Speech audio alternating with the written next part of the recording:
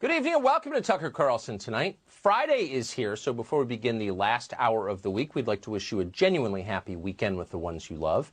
At a time like this, family is our refuge from chaos, a blessing among much sadness, and that's something to be grateful for, and we all should be.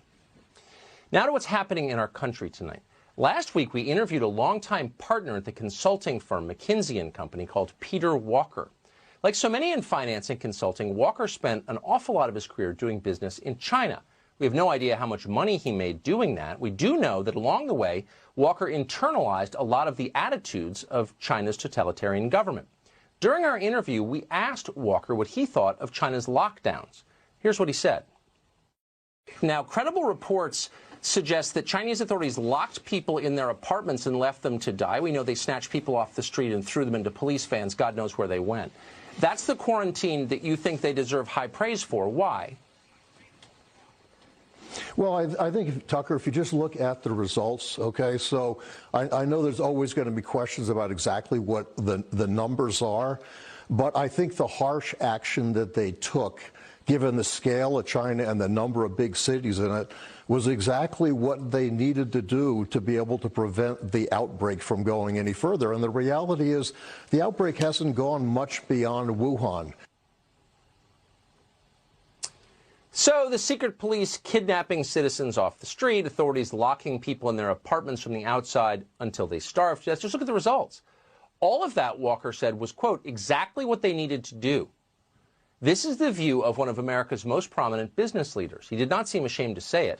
In fact, later in our interview, Walker suggested that American authorities could have done the same things in New York if only they'd gotten an earlier start. Kind of a shame they didn't. Your jaw dropped watching it. But here's the striking thing. Nobody seemed to notice that he said it. Walker didn't find himself on the front page of the New York Times the next morning. No one in American business denounced him. He went home to bed, and that was it. Totalitarianism does not shock us anymore. Maybe that's because all of a sudden, it's all around us. You may have seen this tape already. If not, you've likely seen many more like it in the past few weeks. Two armed officers arrive at a family's home in Wisconsin. Someone has reported the mother to police for arranging a play date for her daughter. That's now a crime. Here's what happened next. Are you aware that we're in a stay-at-home order right now?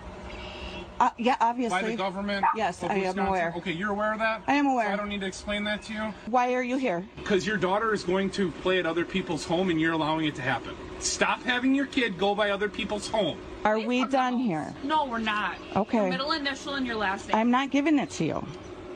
I haven't done anything wrong. Okay. Perfect. We got it. Yes. Okay. And that'll be documented too, that you're uncooperative. You were uncooperative. That will be documented.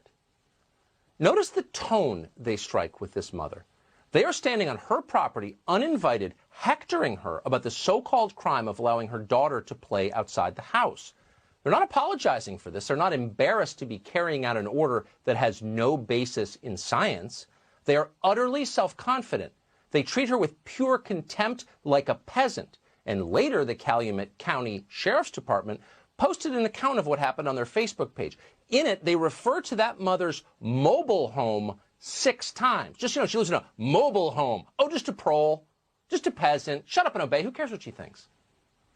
They believe they have the right to do that. The question is, where exactly do they get that right? That's a good question. It's a question that we are strongly discouraged from asking. The short answer is governors told them they could. Never in American history have politicians been more powerful than they are now. Effectively, they are gods. In the state of Maine, for example, Governor Janet Mills now has the power to suspend any law she doesn't like. She can seize any state resource she feels like seizing. She can force any citizen or all citizens from their home.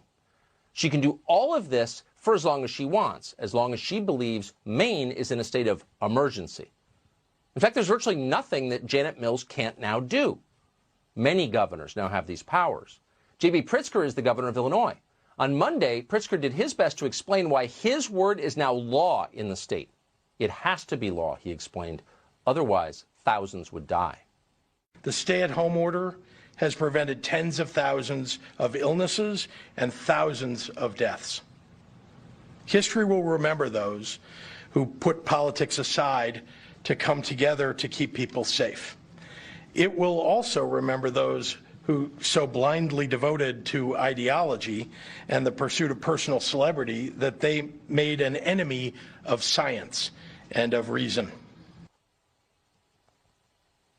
In 3 sentences, Governor Pritzker framed himself as a leader of historic stature.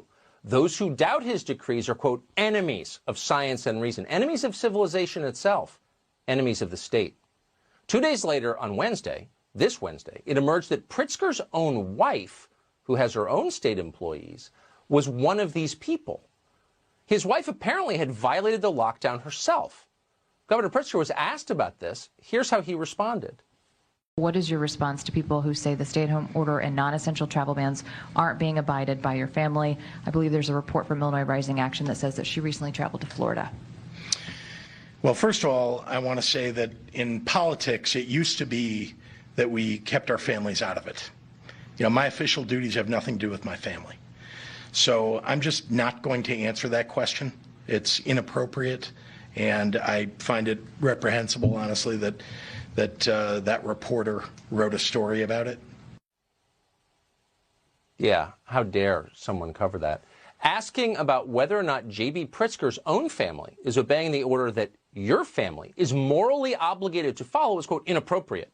Indeed, the governor says it is reprehensible. How dare you? It would be very useful in moments like this to have an independent media. News organizations exist to hold the powerful to account. Here we have the powerful acting with no accountability at all.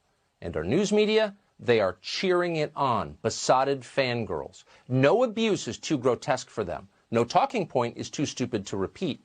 Reporters will do whatever they are told. They are all in.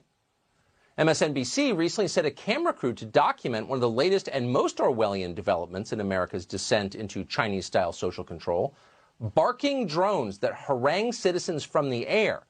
MSNBC was delighted by it. Please move away from each other and separate. Elizabeth, New Jersey is now using drones to spread the life-saving message. You are not immune to this virus. Move away from each other, commands the state of New Jersey. Break it up! Your God-given right to free assembly has been suspended indefinitely. Back inside, proles, or you will face the consequences. MSNBC applauds this as if it's all completely normal. In fact, it is, they tell us, a life-saving message. Handmaidens to the corona security state. But to their credit, at least MSNBC put it on television. Most outlets don't even bother to cover stories like this. The other day, prosecutors in New Jersey charged 9 people for daring to participate in a Jewish wedding in their backyard. A few months ago, that would have made the news. For 250 years, Americans have enjoyed the unfettered right to practice their faith as they choose. Now they don't. It happened overnight. Last month, Christians across the country were legally prohibited from celebrating Easter in their own churches. The national media barely noted it.